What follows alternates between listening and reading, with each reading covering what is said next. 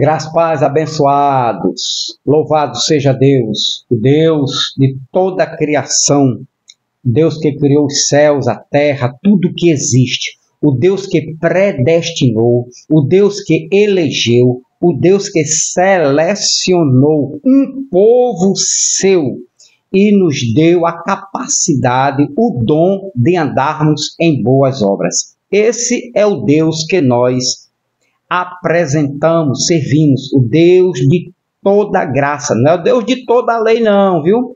Nem de todo sacrifício. É o Deus de toda graça. Amém? Sou o irmão Van, seu amigo aqui, estudos sempre às 17h45 da tarde. Ou seja, às 5h45, 15 para as 6. Esse é o meu compromisso com você.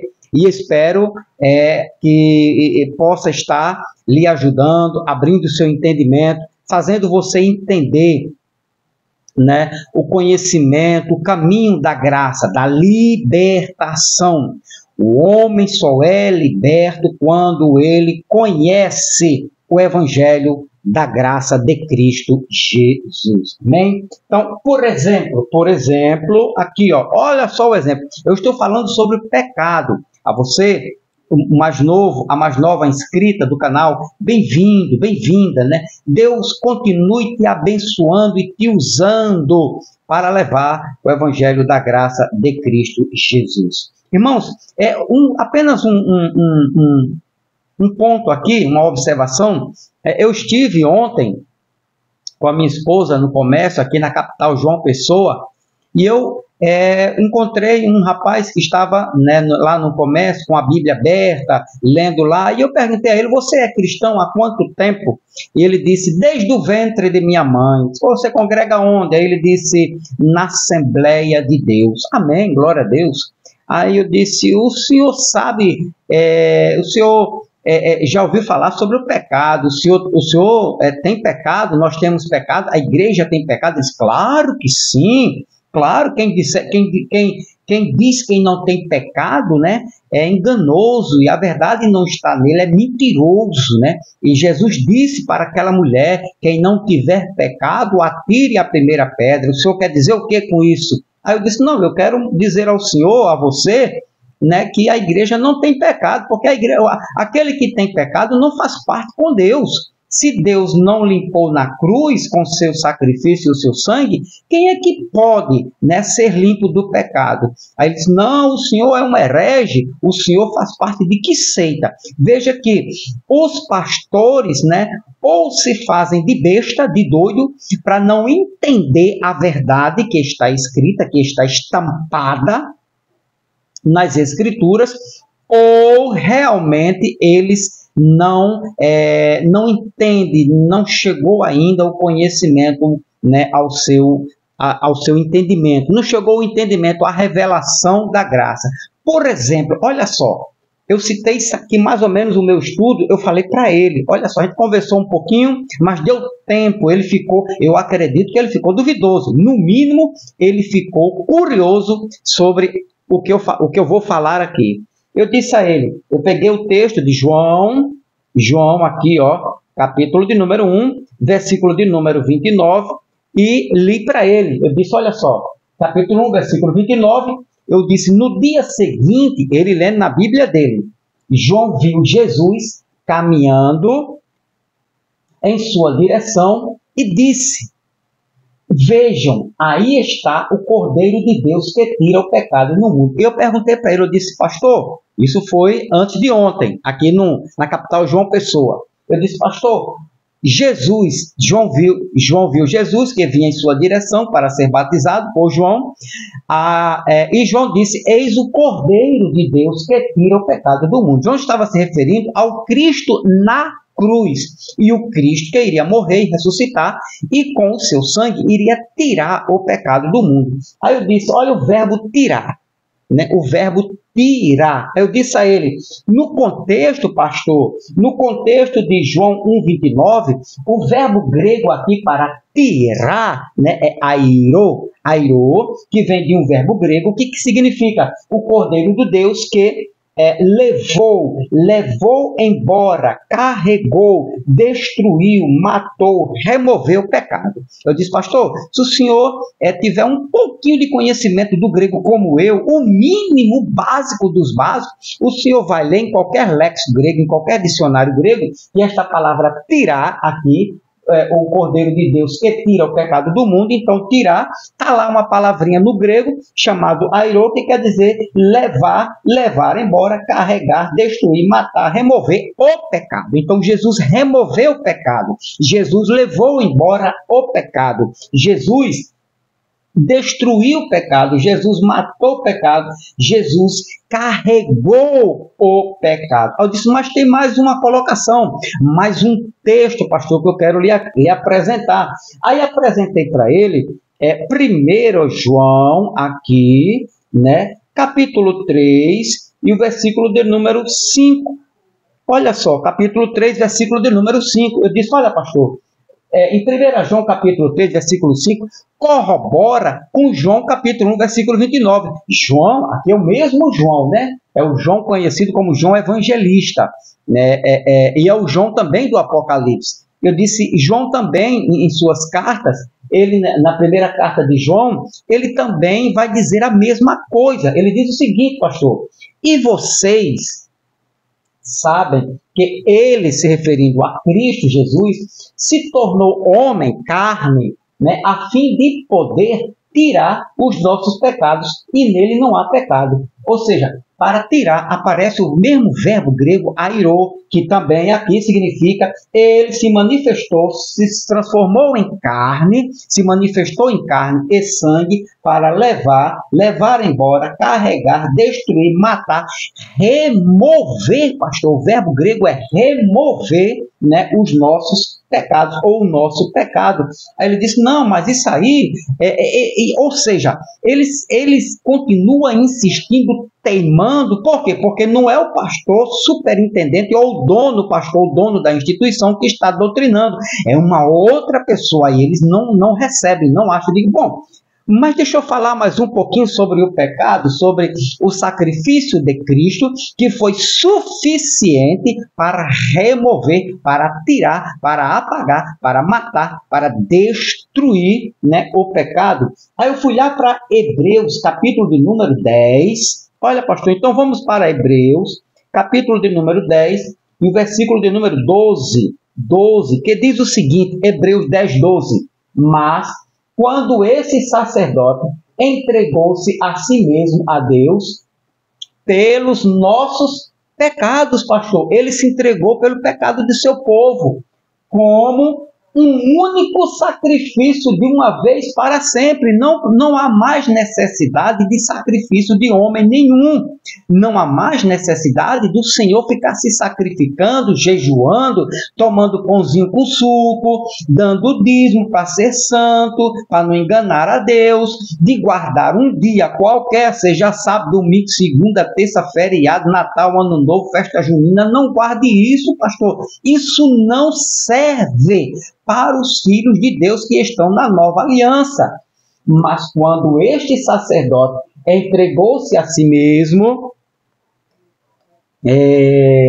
a Deus pelos nossos pecados, certo? Como um único sacrifício de uma vez para sempre, assentou-se no lugar de maior honra à direita de Deus. Então ele fez o sacrifício único para sempre perfeito. Eu disse, não lhe convenceu ainda? João capítulo 1, versículo de 9, Jesus tirou o pecado na cruz. Não convence? Não. 1 João 3, 5, ele se manifestou em carne e sangue para tirar os nossos pecados. Não convenceu? Não. Hebreus 10, 12, não convenceu? Aí ele disse, está quase. Eu disse, então vamos para o versículo 14 agora, de Hebreus 10, 14 ao 18 diz, pois, por meio daquele único sacrifício na cruz de Jesus, ele tornou, pastor. Irmão, aqui ele levou um susto. O sacrifício de Cristo tornou seu povo, os eleitos,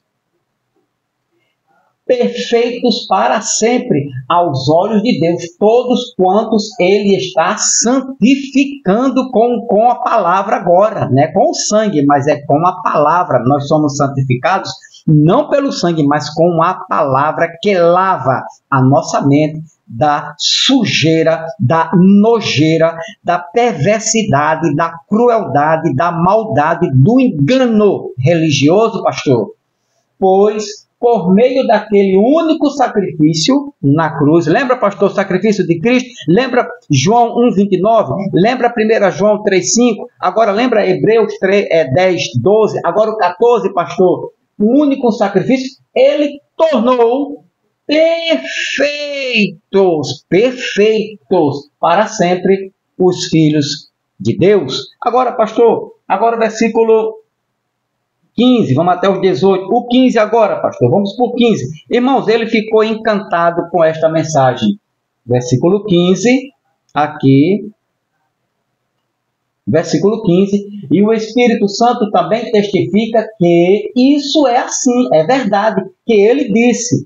Aí o 16 ele diz: esta é a aliança que eu farei com o povo de Israel. Embora eles tenham rompido a primeira aliança, diz o Senhor, porei as minhas leis em seus corações e escreverei em suas mentes. Agora, pela graça, pastor, quando ele diz escreverei em suas mentes, a lei é a lei do Espírito, é a lei de Cristo, é a lei da graça, que você não precisa mais de tábuas, não precisa mais de letras, de placas. É isso que eu queria dizer. Você não precisa mais de placas para lhe orientar. O próprio Cristo, o próprio Espírito Santo está dentro de você. Agora você sabe o que é certo, o que é errado, o que é bom, o que é ruim, o que lhe agrada, o que desagrada, o que é mal e o que é bom. Então isso você já sabe. A graça que manifestou, né, te dá este dom, esta graça de você discernir o que é certo e o que é errado, pastor.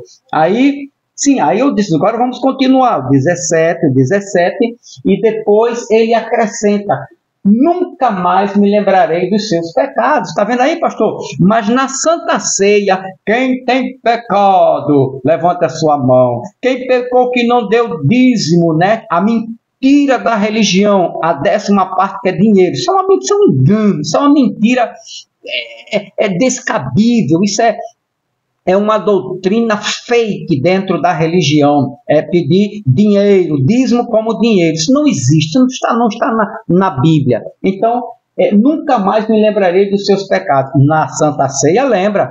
Se não der o dízimo, rouba a Deus, é pecado. Se não guardar o sábado, está em desobediência, é pecado. Se você não frequentar a igreja, que se chama de templo, né, que o templo é a igreja, é pecado. Se você não for por círculo de oração, está em pecado. Se você fizer qualquer coisa que desagrade ao pastor, é pecado. Se você desobedecer qualquer mandamento da igreja, da instituição, é pecado. Agora, olha o que é que o texto, a carta aos Hebreus diz.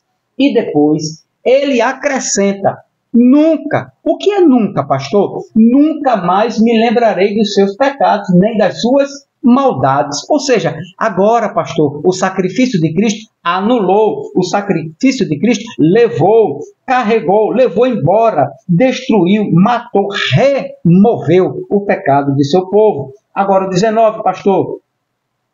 O 19, 17, o 18.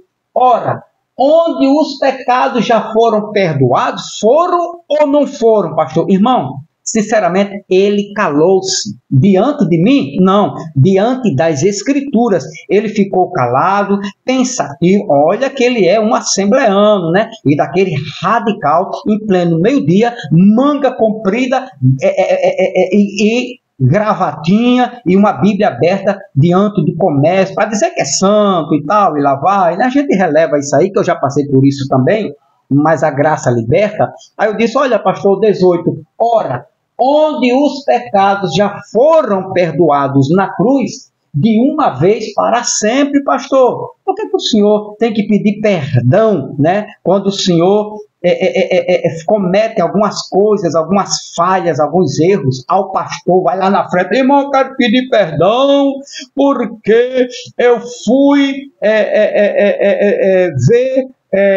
eu fui na praia. Eu botei uma bermuda, eu fui sem camisa para a praia, pequei contra o Espírito Santo. O senhor pecou? Porque o seu pastor disse que o senhor pecou, mas na cruz o senhor foi perdoado, pastor. Olha só, ora, onde os pecados já foram perdoados na cruz, no ano 33, e de uma vez para sempre. Não há necessidade de oferecer mais sacrifícios por ele. Acabou, pastor. Da cruz para lá não há sacrifício, só há sacrifício do homem. Aliás, sacrifício de tolos. Sacrifício de tolos, submonte, sacrifício de tolo, Santa Ceia, sacrifício de tolo, que é pãozinho com suco, guarda-sábado, sacrifício de tolo, o dízimo só dá quem é tolo, a dízimo de pastor, né? Aos pastores só dão os tolos, os que estão na graça, que foram libertos, não. O que mais? Jejum, sacrifício de tolo, e outra, batismo das águas, sacrifício de tolo, apresentar criança no templo, sacrifício de tolo, porque não há necessidade de oferecer mais sacrifício pelos pecados. Uma vez na cruz, perdoou os pecados, perdoados para sempre. Agora, aí eu falei, pastor, agora vamos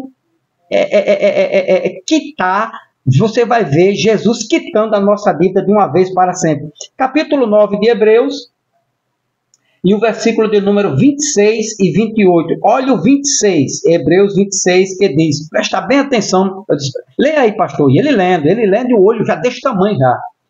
Se isso tivesse sido necessário, então Cristo teria de morrer muitas vezes desde o princípio do mundo. Na religião evangélica, Testemunhas de Jeová e o Adventismo do Sétimo Dia, Cristo morre todo ano para perdoar pecado. Aliás, toda vez que tem a ceia, eles matam Cristo Jesus. Eles matam o Cordeiro. Eis aqui o sangue, eis aqui o corpo.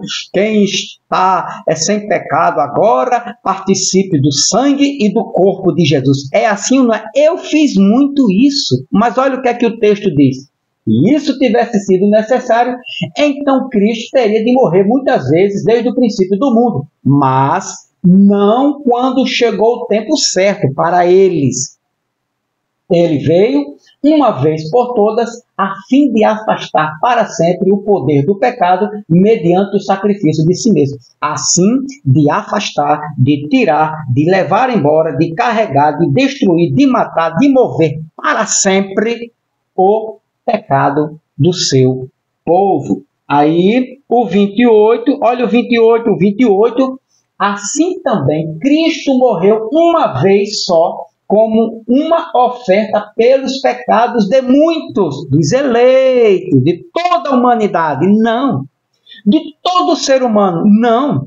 Dos ímpios também, como diz um pregador da graça, que Jesus, que os ímpios também vão ter salvação, né? A morte será gloriosa. Não. Jesus morreu apenas pelos eleitos, pelos predestinados, né?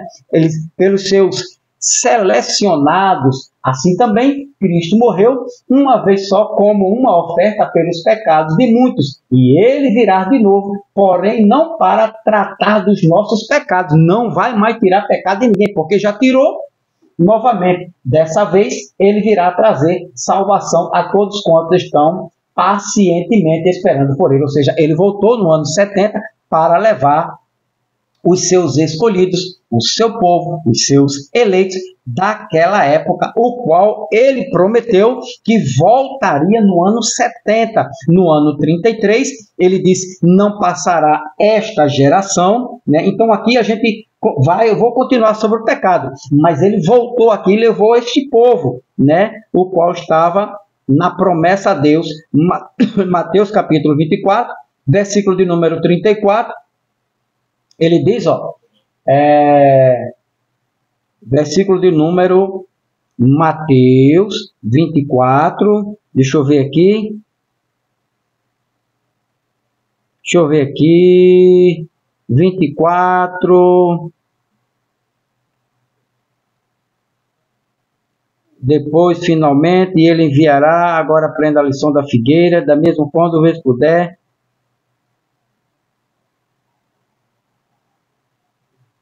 Mateus 24, 34, se eu não me engano, 34.